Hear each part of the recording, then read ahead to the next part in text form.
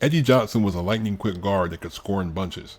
He was at his best in transition, but he could operate in the half-court set, using his handle to break down his man and finish through contact or draw a foul. His first step was so explosive that he was already near the rim before his defender could react. He could stop on a dime and shoot the short-range jumper, or he could pull up and knock down 18-footers with regularity. He was a great perimeter defender as well, so he looked like a future superstar. Eddie was well on his way early on, making 2 All-Star and 2 All-Defensive teams in his first 4 years. But as with a lot of players in the 80s, Eddie struggled with a cocaine addiction. It seemed like basketball was the only thing that kept him on the straight and narrow, as he often fell off the rails in the offseason, having multiple run-ins with the law.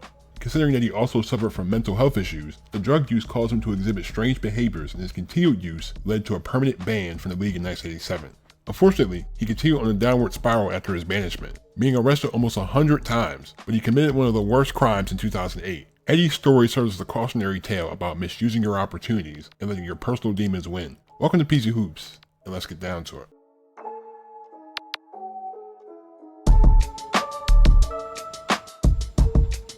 Eddie was born on February 24, 1955 in Ocala, Florida as the oldest of 5 children. He was a 4-year starter at Lake Ware High School, and he accepted a scholarship to play at Auburn. Eddie showed a lot of promise in the beginning, averaging 22 points as a freshman, which led the SEC. Although he was an all-conference member during the next 3 seasons, he and Coach Bob Davis frequently got into it over his attitude issues. Since his scoring average dropped every year, pro scouts were worried if he was a problematic player. Although his production was equal to an early selection, Eddie was drafted by the Hawks in the 3rd round. Eddie joined a rookie class that included Tree Rollins and Charlie Criss. After Lou Hudson left for the Lakers in the offseason, John Drew was essentially the Hawks' entire offense. Eddie was brought along slowly, dropping 17 points and 7 assists against Houston. It took a while for him to find his role in the offense, but his defensive play would earn him a starting spot in late January. He had 2 good performances in March, with 29 points on the Jazz and 25 points, 5 rebounds, and 4 assists on the Bullets. Atlanta was the true definition of mid this year, but Tree showed a lot of promise in the paint, blocking over 200 shots as a rookie. As a young team, they had their issues, finishing last in rebounds, last in personal fouls, and last in points. But their defense helped them finish 41-41. Eddie's rookie year was promising, averaging 11 points, 2 rebounds, 3 assists, and 1.5 steals. Atlanta snuck into the playoffs, facing the Bullets in the first round. He dropped 15 points, 4 rebounds, and 4 steals in his postseason debut, but the Hawks lost. The next game, he put up 16 points, 4 rebounds, and 4 steals on 8 of 10 shooting, but Atlanta lost in overtime and they were eliminated. The Hawks acquired Dan Roundfield from the Pacers in 1978, and now they had an adequate frontcourt player to add to the mix. Eddie entered his first season as a full-time starter, and he emerged as a jack-of-all-trades type of player. He had an all-around game against the Nets with 12 points, 5 rebounds, 10 assists, and 6 steals. He also put up 20 points, 7 rebounds, and 5 steals on the Bulls, and a near quadruple-double on Washington with 18 points, 9 rebounds, 7 assists, and 7 steals. He improved his scoring as well, dropping at least 20 points 18 times. Eddie's work on the other end didn't go unnoticed, as he earned a spot on the second team all-defense. Atlanta's offense made the biggest leap this year, winning 46 games, as Eddie averaged 16 points, 2 rebounds, 5 assists, and 1.5 steals on a career-high 51% shooting. The Hawks faced the Rockets in the first round, and Eddie dropped 25 points, 3 rebounds, 8 assists, and 2 steals in the closeout game 2. The Bullets were next, and this would be an intense battle, as the Hawks went down 3-1. Eddie dropped 41 combined points in the next 2 games, as Atlanta fought back to force Game 7. He played well with 14 points, 5 rebounds, and 6 assists on 6 of 9 shooting, but Atlanta lost by 6 and they were eliminated. Even though Eddie was productive on the basketball court, he had been using cocaine since college and it was now starting to take effect. At a banquet in his honor at Auburn, he was slumped in his seat with a dazed look on his face. Coach Hubie Brown said, "Eddie is going to have to decide between his social life and his occupation. He has the tools to be one of the greatest players in the league. The only person standing in his way is Eddie Johnson." In 1979, it seemed like the Hawks were going to rely on Eddie, Dan, and John for all their scoring, and he started the season out hot, dropping 30 points and 6 assists in the 3rd game of the year. He dropped 33 points, 7 assists, and 3 steals on the Pistons, and 36 points, 7 assists, and 3 steals on the Spurs. Eddie was filling out the box score, dropping 7 30-point outings, 42 games with at least 5 assists, and 12 games with at least 3 steals, as his accomplishments earned him a starting spot on the All-Star team. He was one of only 3 Hawks to average double figures, and since they allowed the fewest points in the league, they won 50 games, the most since they moved to Atlanta. Eddie averaged 19 points, 3 rebounds, 5 assists, and 2 steals. The Hawks got a first-round bye, facing the Sixers in the semifinals. Eddie put up his season averages with good efficiency, but the Hawks lost in 5 games. Despite having the best season of his career so far, Eddie continued to hang around the wrong people. In College Park, he had to jump from a 2-story apartment and run across a parking lot to escape 2 men that were shooting at him. Eddie initially explained this by saying, "I was merely at the wrong place at the wrong time. I was at these chicks' house, and these guys kicked the door down. I didn't know what was going on. I was just there. Then he started shooting at me." But when the police interviewed other people at the scene, it was discovered that the women were sex workers and a pimp was present, telling police that Eddie had ripped off some drug dealers and apparently had beaten up the woman that delivered the drugs. The 2 men that shot at Eddie were arrested on allegations of aggravated assault, but he was no help to the investigation and he refused to press charges. 3 weeks later, he was pulled over and the police found cocaine in his rental car. However, the charges were dropped as Eddie's lawyers maintained that the search was illegal. He was then taken to a psychiatric facility and he checked himself out after a week. But then he was arrested for stealing a car from a car dealership, but those charges would be dropped as well. As the new decade rolled around, it was the same old Hawks, but Eddie would have the best season of his career. He came out with 32 points, 5 rebounds, 5 assists, and 4 steals in the second game of the year. His scoring really took a leap, as he dropped 9 30-point games, including a season-high 40 points and 8 assists on 62% shooting. He was named an All-Star again, finishing 15th in assists and 18th in steals. But this was a lost season for the Hawks, as they won just 31 games. In his career season, Eddie averaged 19 points, 2 rebounds, 5 assists, and 2 steals. The Johnson family could celebrate in 1981, as Eddie's younger brother Frank was a first-round pick of the Bullets. The Hawks had the 4th pick of the draft, choosing North Carolina's Al Wood over guys like Tom Chambers, Kelly Tripucka, and Larry Nance. Due to Eddie's erratic behavior, the Hawks told him to see a therapist, who diagnosed him with manic depressive disorder. He was taking lithium tablets to help with this, but then he just stopped cold turkey. He still came into the season as a starter, and he was playing pretty well, putting up 35 points, 4 rebounds, and 5 assists on the Jazz, 34 points, 7 rebounds, and 8 assists on the Sonics, and 27 points, 4 rebounds, 10 assists, and a career-high 8 steals on the Bulls. The Hawks ran an extremely slow pace, scoring and allowing the fewest points, but 42 wins was enough for second place in the division. Eddie averaged 18 points, 3 rebounds, 5 assists, and 2 steals, as the Hawks faced Philly in the first round, but Eddie was struggling, shooting just 34% as the Hawks were swept in 2 games. He continued to spiral as he was forcibly removed from a practice by 2 policemen, after he rebuked teammates, left the court to play with a child in the stands, and jump rope on the sidelines, seemingly oblivious to his surroundings. Now with the arrival of Dominique in 1982, Eddie was no longer the number 1 guy, but he was able to adapt to his new role. He had some solid performances, even averaging 21 points and 6 assists in January, shooting 50% from the field and 36% from 3. This included a season-high 32 points, 5 rebounds, 7 assists, and 3 steals in the Sixers.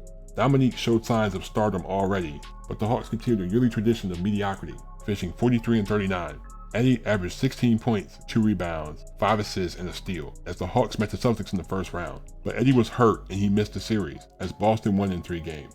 With the arrivals of Johnny Davis and Doc Rivers, Eddie was phased further out of the lineup. He still had some solid outings, dropping 25 points, 11 assists, and 5 steals in the Sonics, while he was more of a playmaker this year, dishing 15 assists against the Spurs, 13 assists against the Bucks, and 12 assists against the Pacers. Dan and Tree were all defensive selections, while Dominique averaged 22 points as a sophomore. The Hawks had a losing record, but 40 wins was still enough for a playoff spot, as Eddie averaged 13 points, 2 rebounds, 6 assists, and a steal.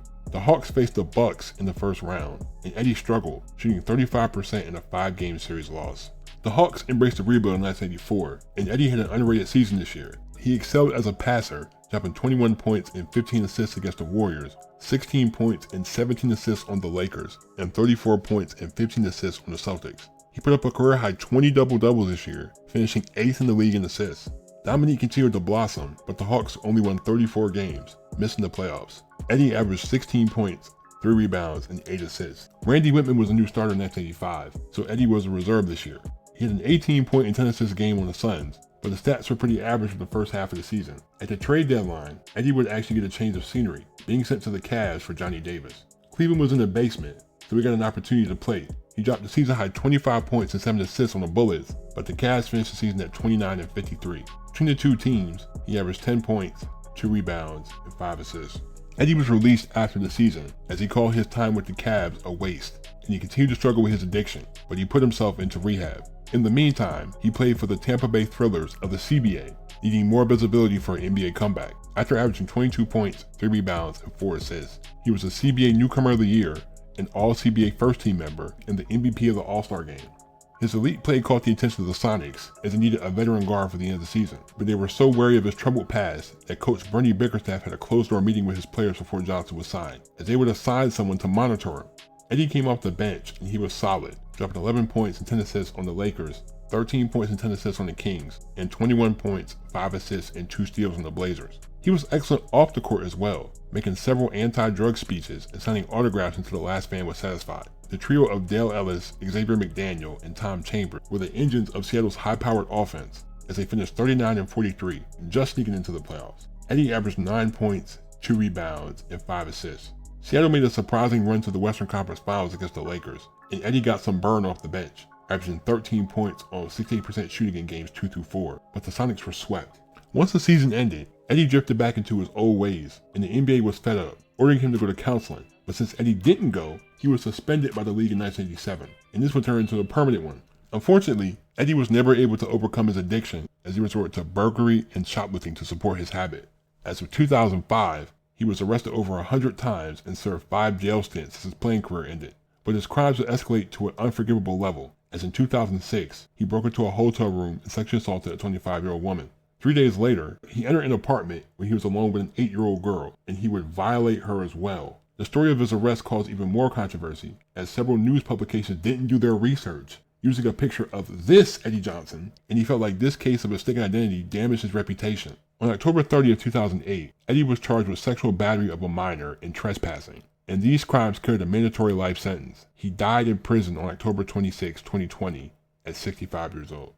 Eddie Johnson had all the tools to be one of the best guards ever. He played at a fast pace, but he always seemed to be under control. He was a great slasher, using his quick first step to freeze defenders on the way to the rim, where it either led to a bucket or a foul. He was nearly automatic from about 18 feet. He was a solid defender as well. But in the story all too familiar in the sports world, drugs were his biggest downfall, as these combined with his mental health issues led to extremely strange behavior. It's almost like it was a switch he turned off and on, as he wouldn't be much of a problem during the season, but once it ended, it was like he turned into a completely different person. His cocaine addiction ruined his NBA career and his life, causing him to go down a dark path, as his fall from grace was disheartening. Thank you guys for watching. I really appreciate y'all for the support. Like, just looking into his story, it's just another example of the drugs, man. Like, you do all that work to get to the NBA and you just ruin it. Because he was such a great player. Like when you see him play, like, there was nothing he really couldn't do. Like, he was extremely fast. He could slash, he could shoot, he could pass, he could play defense. He could do everything. Like, just being around the wrong crowd, not being able to kick the habit of drugs. I will never forgive anyone who violates a child. Just violates anyone like that. I don't really have any sympathy for a guy that does stuff like that. I mean, he was a good player. He was a really good player, but that's really where it ends for me. If this was any other guy on the street, if this wasn't an NBA player, he would have been in jail. You tell, like, they find coke in your car and you get the charges dropped because, oh, it's an illegal search. Like, they would have put any regular old Joe Schmo in jail for that. Like, shame on those news publications. Because why are you not doing your research?